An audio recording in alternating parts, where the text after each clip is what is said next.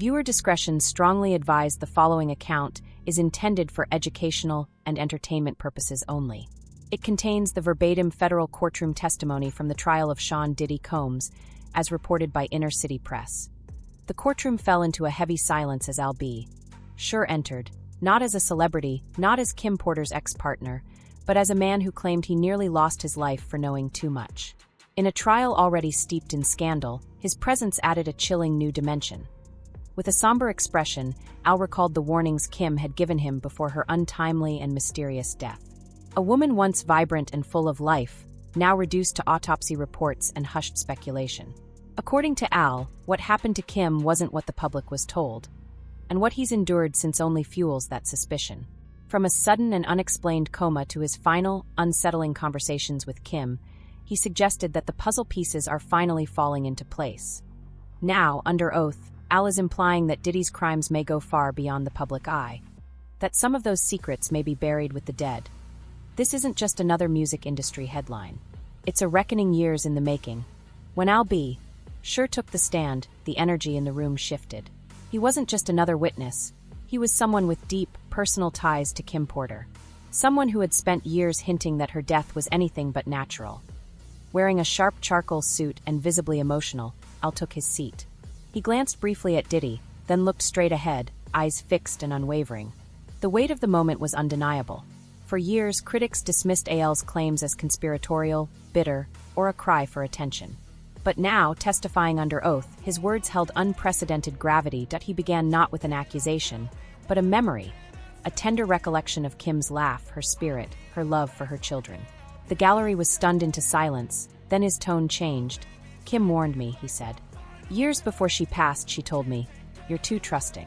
If you keep being this open with everyone, you're going to get hurt, or worse.' I didn't understand her then. Now I do." According to Al, Kim had confided that she feared for her life. That those close to Diddy weren't just enablers, they were dangerous. The judge reminded him to stay on topic. Al paused, took a breath, and continued. "I'm here today because I don't believe Kim's death was natural. And I don't believe my coma was accidental." That statement drew audible gasps from the courtroom's back. AlBSure then laid out, in gripping detail, the timeline leading up to his sudden and life-threatening medical crisis in 2022, a collapse doctors described as multi-organ failure. At the time, it was a complete mystery. "I was healthy. No signs. No warnings," Al said. "It was like my body just shut down. One day I was fine. The next, I flatlined." He paused, the silence heavy, before adding, "And that wasn't the first time I felt targeted." Court officials confirmed Al had been subpoenaed and initially resisted testifying, out of fear for his safety. But he explained his change of heart. "I realized silence is the real death sentence. If I didn't speak now, everything I've lived through, and everything Kim died trying to tell us, would be for nothing." As reporters scrambled to push updates from the courthouse hallway, it became clear. This wasn't just another celebrity scandal. This was something darker, something buried, something people may have killed to keep quiet. When asked about his relationship with Kim Porter in her final years, Al didn't hold back. "We were close," he said. "Even when we weren't together romantically, we stayed in touch. There was mutual respect, and later deep concern. She was scared." He then recalled one of their final conversations, just weeks before Kim's sudden and still unexplained death. "She told me, 'They're watching me. My calls are tapped. I feel like there's always someone outside my house.'" The prosecution leaned in. This was the kind of statement that reinforced their case. That Kim Porter may have been silenced. Al continued, revealing Kim had kept a detailed notebook, possibly a diary, filled with names, dates, and locations. "She said to me, 'If anything happens to me, it wasn't an accident.'" According to Al, Kim had been preparing to go public with explosive information, allegations that would have ruined careers and reputations. She allegedly planned to expose how Diddy exerted control not just over her, but over people in his orbit, through manipulation, intimidation, and constant surveillance. Then came the bombshell. Al testified that after Kim's death, a private investigator he'd hired attempted to recover her personal belongings from her home, but it had already been cleaned out. Her phone, her laptop, the notebook gone. Scrubbed, like someone knew exactly what to take. He also described a chilling encounter with law enforcement after Kim's passing. "I told them what she said to me. I begged them to look into it. They laughed, said I was paranoid, told me to go to grief counseling. That same day, Al claims he was warned not to speak to the press. Not by police, but through a mutual contact. A friend of a friend told me I was poking around too much, that I needed to back off. This wasn't just hearsay or recycled rumor. This was sworn testimony, precise, chronological, and backed by evidence. Prosecutors submitted medical records of Al's unexplained collapse, suggesting it could be more than coincidence. It felt like someone wanted me out of the way, Al said quietly. They couldn't shut Kim up, so they made her disappear. I got lucky. When asked directly about the existence of Kim Porter's alleged manuscript, AlBSure gave a solemn nod. She told me she had written it, said it was locked away in a safe deposit box. But I never saw it. After she died, it vanished. No one ever mentioned it again. Gasps rippled through the courtroom. Then Al pivoted to the medical crisis that nearly claimed his life, a turn in testimony that left jaws on the floor. It wasn't just a health scare, he said. It was an attack. And I believe that now more than ever. He recounted how, in October 2022, he suddenly collapsed and was placed into a medically induced coma for more than 2 months. I flatlined twice. My liver, my kidneys, they shut down like someone flipped a switch. The prosecution pressed for connections. Al revealed that, just days before his collapse, he had met with a journalist to share the secrets Kim had told him. The interview was never published. And within days, he said, I was in a coma. But he wasn't done. Al drew attention to a disturbing pattern. The suspicious deaths of others tied to Diddy and Uptown Records. Kim Porter, dead. Andre Harrell reported heart attack. Heavy D declared heart failure. All three, Al claimed, were working on books or memoirs at the time of their deaths. None were completed. You tell me that's a coincidence, he said flatly. Then came a revelation no one in the room was expecting. In the weeks leading up to his coma, Al received an anonymous flash drive in the mail. Its contents, voice memos, names, timestamps, some things he didn't even understand at first. That drive vanished from his home during his hospitalization. My security cameras were disabled that night, he testified. The judge refused. Then Al took out a folded letter, something he claimed Kim had written to him just days before her death. He read aloud. I'm scared. If anything happens, take care of Quincy. And don't stop fighting. You'll know when the time comes. The room froze. This wasn't just testimony anymore. It was a warning from the grave. As the letter's final words echoed through the courtroom, a heavy silence settled over everyone present. AlBSure cleared his throat and pressed on, with what might have been the most chilling part of all. There was a bounty on my head, he said. I didn't believe it at first. Thought I was just being paranoid. But after everything that's happened, it's not paranoia, it's survival. He recounted an incident from early 2023 when a longtime acquaintance, someone deep in the music industry, reached out in private. They warned me, Al said. Told me people in high places were done with me poking around. Told me to stop bringing up Kim's name in interviews, to delete my posts, to move on. But instead of silence, Al chose to speak, and now his words, under oath, are echoing far beyond the courtroom. The message wasn't casual, AlBSure told the court. It was a threat. He began receiving anonymous text messages, short, blunt, and terrifying. Stay out of it. Don't speak unless you want the same outcome. At first, I thought it was spam, Al admitted. But when my car brakes failed on the highway a week later, I knew this wasn't a joke. According to court records, Al filed 2 police reports in 2023, one for vehicle tampering, the other for threatening messages. Both were dismissed due to lack of evidence. But now, under oath, he laid it bare. I'm not saying Diddy personally called someone to hurt me, Al said, then paused. But I am saying this, when powerful men feel cornered, they don't get their hands dirty. They let their money speak for them. Then came another bombshell. A former Bad Boy Records employee, unnamed in court documents, allegedly reached out to Al through a third party. The message, name your price, walk away. They reportedly offered him $500,000 to retract his previous comments about Kim Porter's death, and to make a public statement that he had no further concerns. Al said he refused. I couldn't live with myself, he told the jury. Kim meant too much. And my son deserves the truth about what happened to his mother. He admitted he'd spent the last year sleeping with a firearm near his bed. He'd hired private security, changed phone numbers multiple times, and stopped giving interviews altogether. It was like being stalked by shadows, he said. I couldn't prove anything, but I could feel it. And now that I'm on this stand, I know they're listening. As the courtroom held its breath, the prosecution turned to the judge. We intend to present additional evidence of attempted witness tampering and threats against Mr. Sure, the prosecutor stated. That one sentence sent a wave of murmurs through the courtroom. If proven, it could trigger additional charges, possibly obstruction of justice. Then the judge directed the conversation to a pivotal date. November 15, 2018, the day Kim Porter was found dead. Prosecutors asked Al to recall everything he knew from that day and the days leading up to it. It was supposed to be a normal week, Al began. We were all celebrating Quincy's new Netflix deal. Everyone was there, me, Kim, Diddy, the kids. He described Kim as radiant and full of life, dancing with her children, laughing with old friends. There was no sign of illness. None. But that night, Al recalled, Kim seemed uneasy. She told me she was nervous, he said. When he pressed her, she simply whispered, "I feel like I'm being watched again." It wasn't the first time Kim Porter had expressed fear. But what truly shook the courtroom was the disturbing inconsistency surrounding how she was found, according to AlBSure's testimony. Someone close to the household staff confided in him. Kim wasn't discovered peacefully in bed as the public was told. She was found on the bathroom floor near the tub, and it didn't end there. There were reportedly blood stains on her pillowcase and a faint trail leading from the bed to the bathroom. "I tried to get access to the autopsy," Al said, "but I was denied." When he asked why, the answer was chilling. "The results are sealed." "Sealed by who?" he asked. No one would say.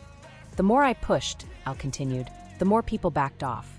Then came another revelation, the 9/11 call. Official records claim Kim was found unresponsive around 11:00 a.m., but Al says she called 911 herself at 2:43 a.m. Why did no one respond sooner, he demanded. Why was it ruled pneumonia when she had been screaming for help in the middle of the night? He looked out into the room, his voice steady, haunted. If Kim was in distress at 2:43 a.m., why wasn't she found until nearly 9 hours later? And why does the coroner's report claim she was discovered in bed, when I've seen private photos that say otherwise? Whispers spread across the courtroom like wildfire. Prosecutors requested to enter new photographic evidence into the record, reportedly showing blood on the bed frame and a disheveled bathroom floor. The defense objected. The judge allowed it. Then Al turned directly toward Diddy. "You know what she told me, Sean?" he asked. She said, "If anything happens to me, protect Quincy. He's the one they'll come for next." What came next would be one of the trial's most explosive moments. Al revealed that Kim had been secretly recording everything. She didn't trust cell phones, he said they could be hacked. So she used an old-school tape recorder. She kept it in her room, recorded phone calls, conversations with assistants, even arguments with Diddy. She said, "If anything ever happens to me, those tapes will explain it all." They were her insurance. After her death, the tapes were gone. When I asked the family where her safe was, Al said, they told me it was empty. The tapes, the journals, her hard drives, gone. Someone got there first. And it wasn't just the tapes. According to Al, Kim had been working quietly on a manuscript, a memoir. She told me, "It's not just my story. It's everyone's story. I'm going to tell the truth about the industry, about Diddy, about what it means to survive in this world." She feared the backlash, yes, but she believed the story needed to be told. "If I don't write it," Kim once said, "someone will just make something up when I'm gone."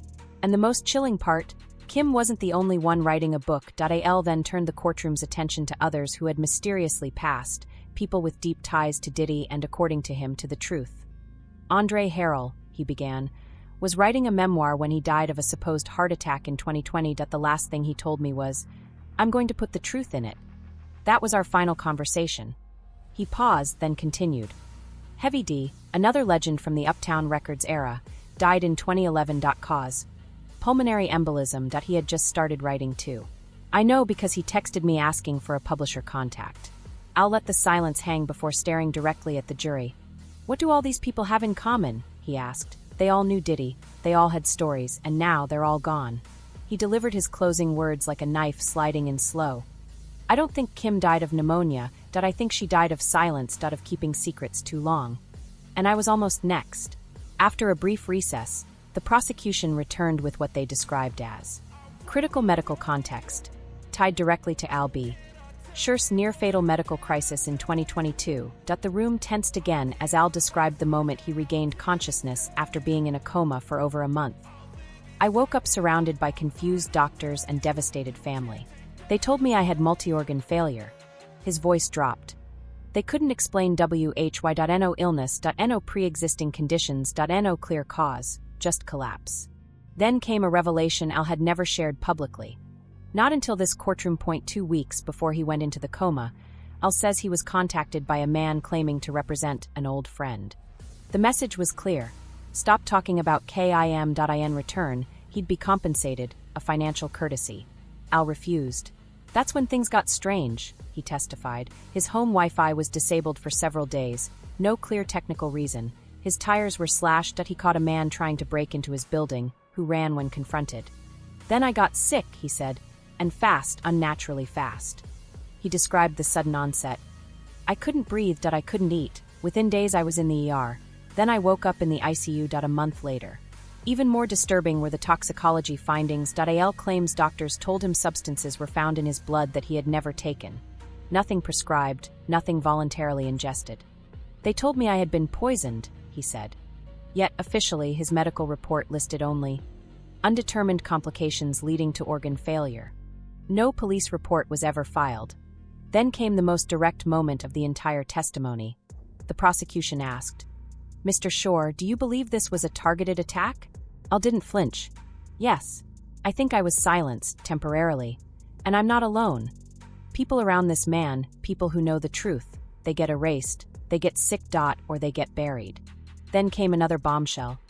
Kim told me she once caught someone trying to spike her wine at a dinner party, Al testified. She thought it was a prank, until she got dizzy and passed out. She never found out who did it, but she was never the same after that. Always paranoid. The courtroom fell completely silent. Diddy, seated at the defense table, looked down at the floor, refusing to make eye contact with Al. The judge instructed the prosecution to provide the jury with Al's full medical records, officially shifting the courtroom tone. This was no longer just celebrity testimony. This was now the story of a man who narrowly escaped death, and believed someone in Diddy's inner circle tried to finish what they started with KIM.as. The trial resumed. Prosecutors introduced corroborating material gathered by private investigators Al hired in 2023 after his recovery. The evidence was chilling: dashcam footage, store surveillance stills, geolocation data. All showed a disturbing pattern. Al was being followed. The surveillance was constant, aggressive, and unsettling. He said under oath that he described one incident at Quincy's Netflix screening. I saw a man in sunglasses recording me. When I turned toward him, he vanished, but I saw him again, at other events, other locations. I'm not crazy, I've lived through enough to know when someone wants you gone. Then came one of the most haunting moments of the trial. Al recalled a conversation with Kim, months before she died. She told me, if anything happens to me, don't trust what they say, look deeper. And don't let Quincy near Sean unless you're there. The court then heard a voicemail from Kim, recovered from Al's phone backups, never played publicly until now. Her voice trembled slightly but remained calm. Hey, it's me. I don't want to text this, so I'm just calling. Something doesn't feel right lately. If something happens, you need to tell the truth. Don't let them write my ending. You know what we've seen, what we've lived through. Watch your back, Al. The mood shifted instantly. Members of the jury looked visibly shaken. One juror wiped away tears. Even courtroom staff sat in stunned silence. The defense attempted to argue that the voicemail was ambiguous, subject to interpretation. But the emotional impact was already done. Al pressed on. She was scared, and she had reason to be. Her phones were tapped. Her house had cameras she didn't install. She once found a recording device in her kid's stuffed animal. He paused. And you think she just died of pneumonia? He testified that Kim had planned to leave Los Angeles in early 2019 quietly with her kids. She told me she wanted to disappear, somewhere no one could find her. But she never got that chance. In the final portion of his testimony, Al spoke about the project that may have gotten Kim killed, a book. Not the glossy diary-style release that came posthumously. A manuscript. A truth bomb. One no one was meant to read. She'd been working on it since 2012. She kept everything in a black notebook. She called it her lifeline: names, dates, voice memos, burner phones with recordings, all gone. Al claimed Kim had planned to release the book under a pseudonym through a European publisher. She even gave him a glimpse of the chapters. One detailed her first time at Diddy's infamous darkroom parties. Another described violent outbursts the public never knew about. Then, perhaps the most emotional moment of the entire trial, Al pulled out a printed email Kim had sent him years before and read aloud. If this gets me killed, please know I did my best, that I don't want to be remembered as some model. Or music mogul's ex, I want my story told honestly, even if it comes from the grave. Several audience members were seen crying, including women who claimed to have once worked with Kim.Al's final words pierced through the courtroom. She wanted to be more than a footnote in his story. She was a mother, a survivor, and someone who finally got tired of being silenced. And now, I owe it to her to make sure the silence ends. With that, the prosecution rested. AlBSure stepped down from the witness stand. Not just a grieving ex, not just a singer. A man who may have just helped expose one of the darkest, most carefully buried secrets in hip-hop history. And as the courtroom emptied, one truth echoed louder than any headline.